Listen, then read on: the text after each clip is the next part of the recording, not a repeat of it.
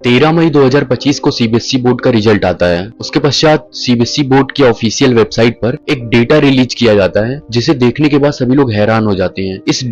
इस आंकड़े ने उत्तर भारत के 4 नगरों को, दिल्ली, प्रयागराज और बनारस और कोटा को पूरी तरीके से हैरान कर दिया। हरे कृष्णा दोस्तों, मैं शिवम। अगर सीबीएसई बोर्ड के शुरुआत की बात करें तो सीबीएसई बोर्ड की स्थापना 1921 ईस्वी में हुई थी और इसकी स्थापना सरकारी कर्मचारियों के बच्चों को पढ़ाने के लिए हुई थी। लेकिन समय के साथ धीरे धीरे अन्य लोगों के बच्चे और नॉर्मल लोगों के बच्चे भी इस बोर्ड में पढ़ने लगे। वैसे तो इंडिया में छोटे बड़े मिलाकर लगभग 50 शिक्षा बोर्ड हैं, लेकिन उनमें से सबसे अव्वल और टॉप क्लास का शिक्षा बोर्ड सीबीएसई बोर्ड को माना जाता है। अब आते हैं इंपॉर्टेंट बात पर। 13 मई को जब रिजल्ट आता है, उसके बाद सीबीएसई बोर्ड ने एक रिकॉर्ड रिलीज किया, जिसमें उन्होंने भारत के अलग अलग सिटीज को 10th के बोर्ड रिजल्ट के आधार पर और 12th के बोर्ड रिजल्ट के आधार पर एरिया वाइज रैंक किया। और इस लिस्ट के आने के बाद उत्तर भारत के ये जो नगर थे वो पूरी तरीके से शॉक रह गए। अगर आप ध्यान से देखेंगे इस लिस्ट को, तो पहले हम 10th की लिस्ट को देखते हैं, जिसमें सबसे ऊपर आता है त्रिवेंद्रम, उसके बाद सेकंड रैंक पर आता है विजयवाड़ा, उसके बाद थर्ड रैंक पे आता है बेंगलुरु और चौथे रैंक पर आता है चेन्नई। वहीं पर अगर हम 12th के लिस्ट को देखेंगे तो सबसे ऊपर आता है विजयवाड़ा, फिर दूसरे नंबर पर आता है त्रिवेंद्रम, फिर तीसरे नंबर पर आता है चेन्नई और चौथे नंबर पर आता है बेंगलुरु। इनमें सबसे शॉक कर देने वाली बात यह है, पूरे भारत में एजुकेशन के मामले में सबसे फेमस सिटीज और सबसे ज्यादा कोचिंग इंस्टीट्यूट रखने वाली सिटीज जो हैं, जैसे कि कोटा,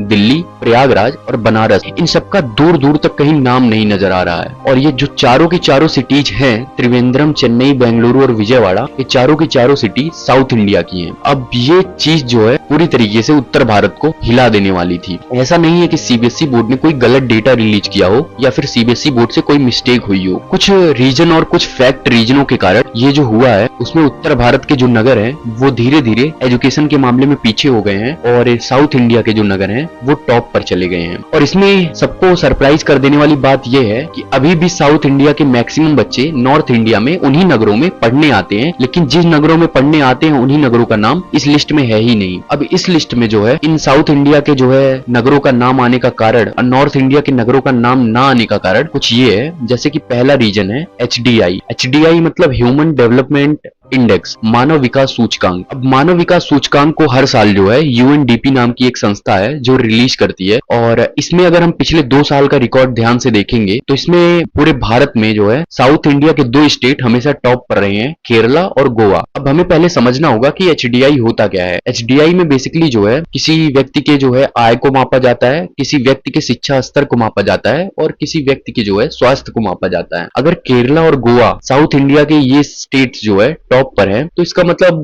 साउथ इंडिया की जो है मैक्सिमम नगर जो है वो एचडीआई में अच्छे हैं। मतलब वहाँ की शिक्षा स्तर, वहाँ की इनकम और वहाँ का हेल्थ जो है अच्छा है। हेल्थ काफी मैटर करता है, क्योंकि एक पहले से ही काफी ज्यादा फेमस लाइन चली आ रही है, हेल्दी बॉडी हेल्दी माइंड, स्वस्थ शरीर और स्वस्थ दिमाग। इस प्रकार जो है एचडीआई के माध्यम से नॉर्थ इंडिया के नगर धीरे धीरे पीछे हो गए और साउथ इंडिया के नगर इसमें जो है टॉप रैंक पर हैं। अब जो सेकंड रीजन आता है वो आता है सामाजिक अस्थिरता। सामाजिक अस्थिरता को समझने के लिए हमें थोड़ा इतिहास में जाना पड़ेगा। भारत के इतिहास में अगर हम 100-150 साल पहले चलते हैं, तो अगर हम ध्यान से देखेंगे तो जितने भी विदेशी आक्रमण भारत में हुए हैं, जैसे कि मुगलों का ले लीजिए, अंग्रेजों का ले लीजिए, उसके पश्चात जो है सल्तनत काल का आक्रमण ले लीजिए। अगर हम ध्यान से देखेंगे जो नॉर्थ इंडिया का वेस्टर्न वाला पार्ट है, कश्मीर, पंजाब, हरियाणा, राजस्थान और गुजरात, इन्हीं जगहों पर जो है विदेशी आक्रमण हुआ है। अर्थात साउथ इंडिया का कोई भी पार्ट जो है इम्बैलेंस हुआ ही नहीं है कभी। नॉर्थ इंडिया का जो है स्टेट ये पूरी तरीके से अस्थिर रहा है। यहाँ पर आक्रमण होते रहे, यहाँ पर धरनाएं होती रही, यहाँ पर बगावत होती रही और यहाँ पे लड़ाइयां होती रही, और साउथ इंडिया ने अपनी स्टेबिलिटी का पूरी तरीके से फायदा उठाया। जो तीसरा रीजन है वो है समाज की मानसिकता। अगर हम ध्यान से देखेंगे तो हम नॉर्थ इंडियन को सिचुएशन फेस करना आता है। अगर हम थोड़ा सा पहले जाएंगे तो अगर जितनी भी भारत में सांप्रदायिकता और जातिवाद और जाति को लेके जो असंतुष्टता उत्पन्न हुई है, उसमें जो है साउथ इंडियन में सबसे ज्यादा आंदोलन हुए हैं और समाज सुधारक उत्पन्न हुए हैं। वहीं पे नॉर्थ इंडियन की जो मेंटेलिटी है वो अभी भी अगर हम देखेंगे यूपी बिहार के कुछ पार्ट में, तो अभी भी तुम पंडित हो और तुम हरिजन हो, मैं ऊंच हूं तुम नीच हो, ये मेंटेलिटी चली आ रही है। और वहीं पे साउथ इंडिया में जैसे ही ये सब चीजें पनपती हैं, उन्हें खत्म करने के लिए समाज सुधारक और आंदोलन किए जाते हैं। अगर हम ध्यान से देखेंगे तो